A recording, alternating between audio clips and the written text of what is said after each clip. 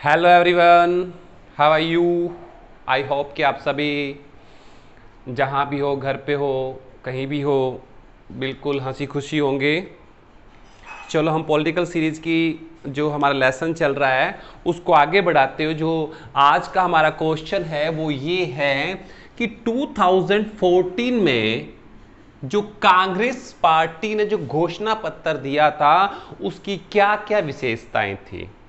Repeat कर रहा हूं, 2014 में जो कांग्रेस ने जो घोषणा पत्र दिया था उसकी विशेषताएं बतानी है। तो सबसे पहले आपको यह पता होना चाहिए कि घोषणा पत्र होता क्या है। देखिए, कोई भी पार्टी जब सत्ता के अंदर आती है तो वह जनता से पहले प्रॉमिस करती है कि अगर वो सत्ता के अंदर आई तो वो ये सुधार करेगी। वो लिखित में एक अपना घोषणा पत्र बनाती है और कुछ हद तक उसको सत्ता में आने के बाद लागू भी करती है।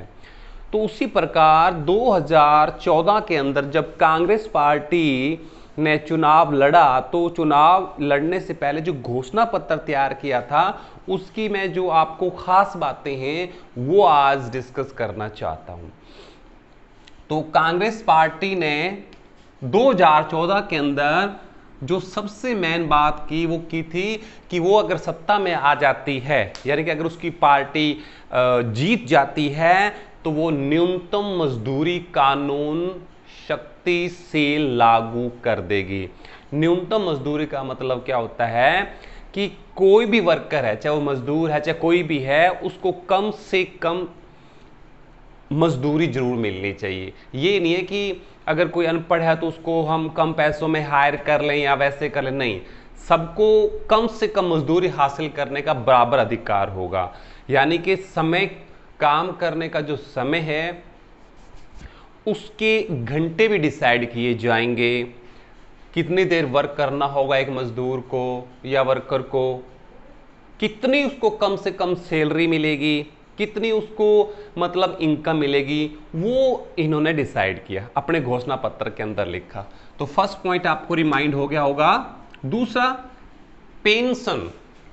अभी आपको पता है कि जो पेंशन है उसको बचाया जाएगा, यानी कि किसी वजह से अगर कोई कर्मचारी रिटायर्ड हो जाता है या समय से पहले रिजाइन देता है किसी कारणवश, तो उसकी मृत्यु तक उसे पेंशन दी जाएगी। ऐसा भी उन्होंने अपने घोषणा पत्र के अंदर लिख के दिया कि अगर उनकी सरकार सत्ता के अंदर आती है तो वो यह कानून भी क्या करेगी, पास करेगी। थर्ड वन आता है मातृत्व लाभ। मातृत्व लाभ का मतलब क्या होता है कि जो महिलाएं हैं जिन्होंने अपने बच्चों को जन्म दिया है, अर्थात जिन्होंने अपने बच्चों को जन्म दिया है, तो उनको भी अगर वो किसी जॉब के अंदर है तो कम से कम उनको 6 या 7 महीने का अवकाश दिया जाएगा। यानी कि अवकाश के साथ साथ उनकी जो भी इनकम है वो नहीं काटी जाएगी, अर्थात उनके अकॉर्डिंग उनको अवकाश के साथ साथ जो भी फैसिलिटीज होती हैं, गवर्नमेंट फैसिलिटी होती हैं, वो उनको मिलेगी। ऐसा भी घोषणा पत्र के अंदर कांग्रेस ने 2014 के इलेक्शन में राइट करके दिया। उसके बाद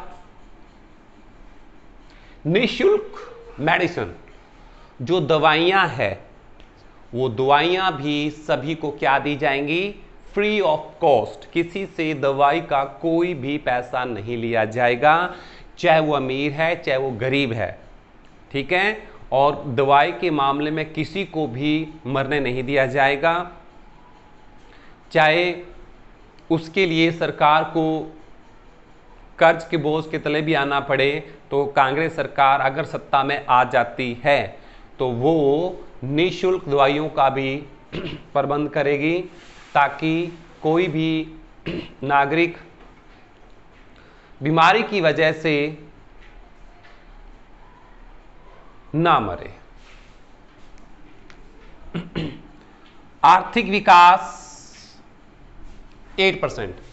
तो कांग्रेस पार्टी ने 2014 के अंदर अपने घोषणा पत्र के अंदर यह भी डिसाइड करके बताया कि अगर उनकी सरकार सत्ता के अंदर आ जाती है तो जो इकोनॉमी है, जो विकास दर है, उसको कम से कम 8% तक, यानी कि 8% तक उसकी जो ग्रोथ रेट है वो बढ़ाई जाएगी। देन आफ्टर कांग्रेस ने अपने घोषणा पत्र में, जो कि 2014 की चुनावों के अंदर जो उन्होंने लिखित में दिया था, उसमें एक बात और भी लिखी थी कि अगर उनकी सरकार सत्ता के अंदर आ जाती है तो वो जो रोजगार है, लगभग जो रोजगार है वो 10 करोड़ लोगों को रोजगार से पहले उनको ट्रेनिंग्स के लिए, यानी कि प्रशिक्षण देगी, और ट्रेनिंग देने के बाद कम से कम उनका जो टारगेट है आने वाले 5 सालों के अंदर 10 करोड़ लोगों को रोजगार दिया जाएगा। ऐसा उन्होंने अपने घोषणा पत्र के अंदर लिखित के अंदर दिया। इसके साथ साथ उन्होंने बोला पॉइंट नंबर 8 के कि अगर उनकी सरकार सत्ता के अंदर आ जाती है तो सभी व्यक्तियों के बैंक अकाउंट ओपन किए जाएंगे और सरकार की कोई भी स्कीम है उस स्कीम की जो पैसे हैं डायरेक्ट उनके अकाउंट के अंदर ट्रांसफर कर दिए जाएंगे। जो बीच का बिचौलापन है, जो दलाली है, उसे हमेशा के लिए समाप्त कर दिया जाएगा और जो गरीब का प्रॉफिट है डायरेक्ट उसकी जेब के अंदर आएगा, जिससे कि गरीबों को समय समय पर पैसा मिलता रहेगा जब भी जिसको जरूरत होगी। इसके अलावा कांग्रेस पार्टी ने अपने घोषणा पत्र में एक बात और लिखी कि राइट टू हेल्थ, कि अगर उनकी सरकार सत्ता के अंदर आ जाती है तो सभी को स्वास्थ्य का अधिकार होगा।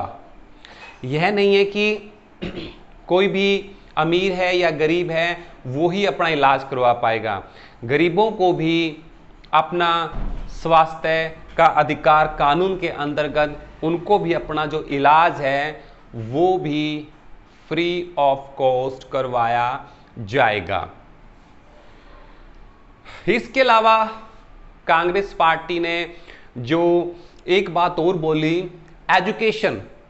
एजुकेशन के मामले में उन्होंने यह बोला कि जितने हो सके स्कूल, कॉलेज, यूनिवर्सिटी ज़्यादा से ज़्यादा ओपन की जाएगी ताकि गांव के बच्चों को भी पढ़ने के लिए शहर वगैरह में दूर दूर तक ना जाना पड़े, क्योंकि स्टडी के मामले में विशेषकर गांव की जो छात्राएं होती हैं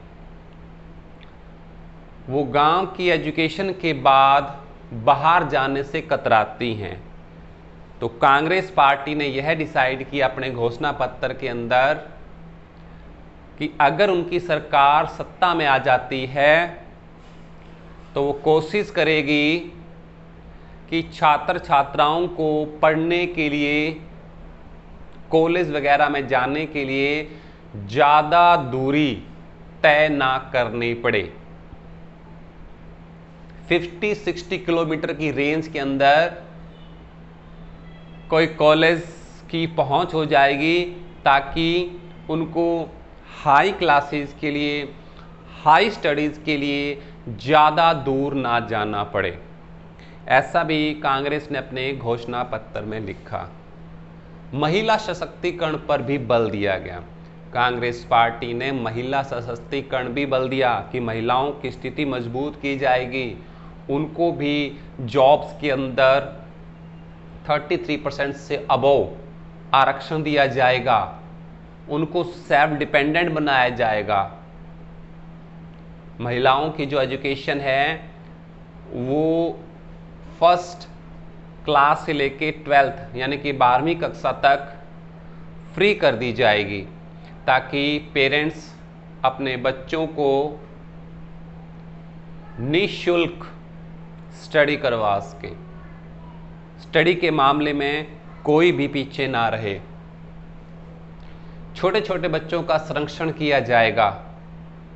हर गांव के अंदर आंगनवाड़ी खोली जाएगी ताकि बच्चों को पढ़ाई के साथ साथ खाने पीने की जो प्रॉब्लम है उसका समाधान भी किया जाएगा, क्योंकि गांवों में जो आंगनवाड़ियां होती हैं उन आंगनवाड़ियों के अंदर बच्चों को बेसिक एजुकेशन भी दी जाती है, तो उस एजुकेशन के अंदर बच्चों का संरक्षण किया जाएगा। उन्हें कुछ ऐसे एक्सरसाइजेस,